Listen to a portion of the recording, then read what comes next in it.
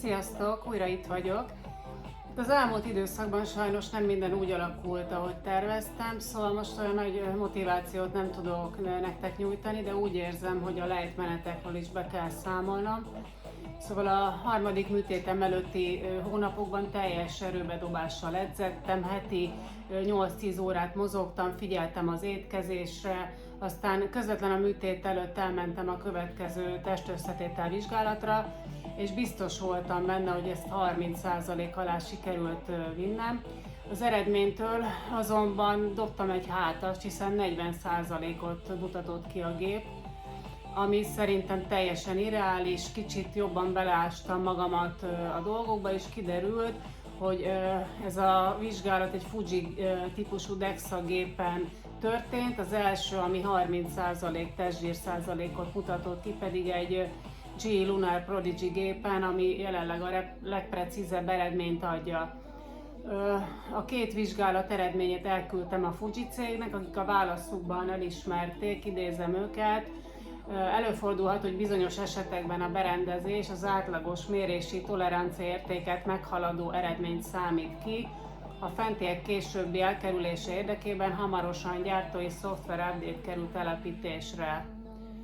Hát engem ez annyira mondjuk nem nyugtatott meg, de a műtét előtt már nem akartam elmenni egy újabb vizsgálatra, mivel az operáció előtt volt egy mellkasröntgen, aztán a DEXA vizsgálat, tehát éjjelente már szinte világítottam a sugárzástól, szóval végül a műtét után 3 héttel megint egy GE Lunar Prodigy gépen ismételték meg a vizsgálatot, igaz nem ugyanazon, ahol az elsőt végezték, ami a Budai Egészségközpontban volt, de ott már sajnos megszűnt ez a lehetőség.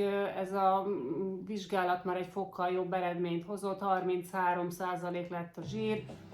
Ez vállalható szerintem 3 hét mozgás nélkül. Szóval innentől ez a gép lesz a referenciám, erre fogok visszatérni majd a jövőben is.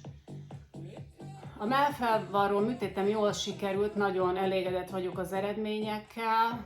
Ez volt a leglátványosabb az eddigi 3 műtét közül, de borzasztó nehezen viseltem az utána következő 6 hét kényszerpihenőt. Nagyon sokat dolgoztam, így a munkába feledkeztem, sétáltam, visszatértem újra a horgászathoz, szóval próbáltam valahogy túlélni ezt az időszakot. Minden nap nyújtottam a lábaimat, hogy már rákészüljek az egyik fő célomra, a nyújtott lábakat a fej fölé emelésre lógásból.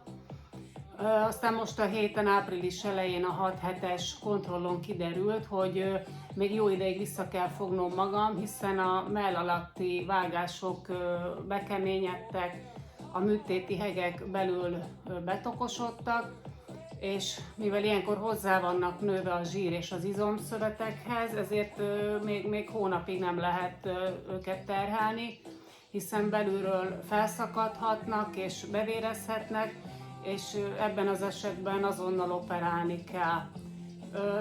Van rá esély, hogy krémezéssel, masszírozással ezek a hegek felszívódnak előbb-utóbb, de ha mégsem, és úgy döntök, hogy zavarnak, akkor a doktor úr helyi érzéstelenítésben kivágja őket.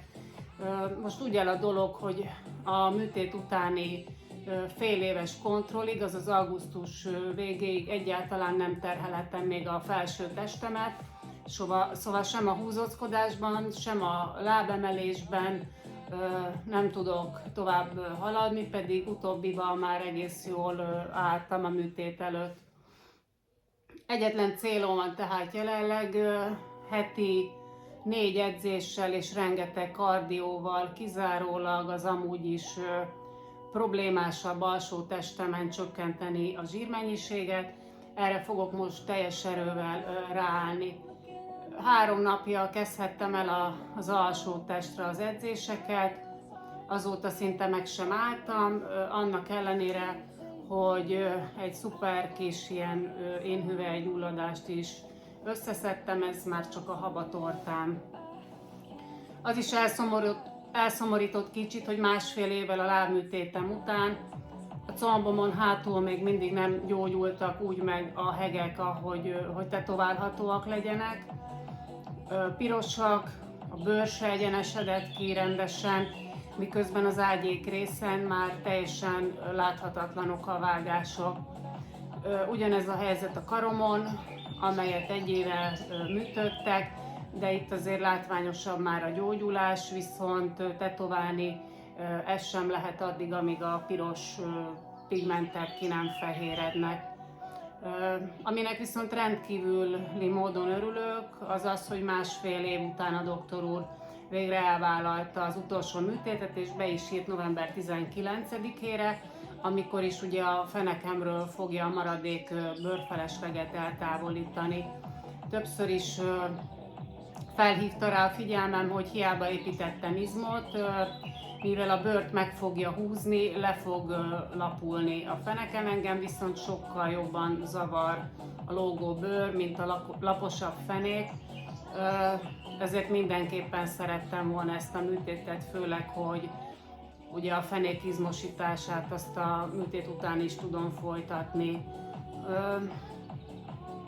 Történtek ellenére is csak azt tudom hangsúlyozni, hogy még akkor is, ha nem jól sülnek el a dolgok az élet bármilyen területén, akár munkában, magánéletben vagy bárhol, hogyha lentről kell kikászálódni, akkor se adjátok fel soha semmilyen körülmények között, mert ha kitartóan harcolsz a kitűzött céljaidért, akkor senki és semmi nem fogja meggátolni, hogy előbb vagy utóbb elérd azokat. Szóval soha ne felejtsd el, hogy nincs lehetetlen, csak tehetetlen. Sziasztok!